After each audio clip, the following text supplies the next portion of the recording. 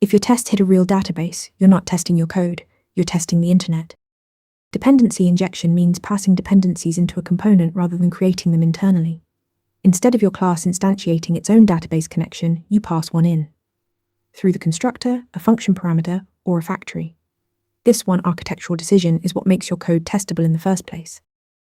Once code accepts dependencies from outside, you can swap them with test doubles in tests. A mock mimics the interface of the real dependency, but you control what it returns.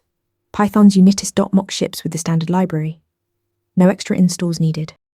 The payoff, mock tests run in milliseconds. They're deterministic.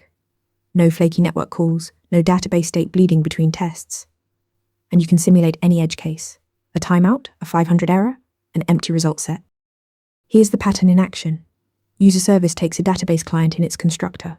That's your injection point.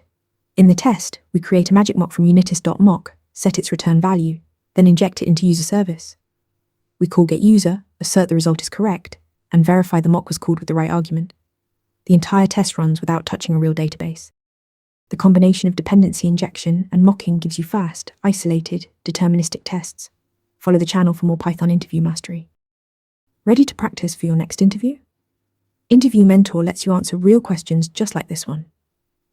After each answer, you get a detailed grade and personalized tips to improve.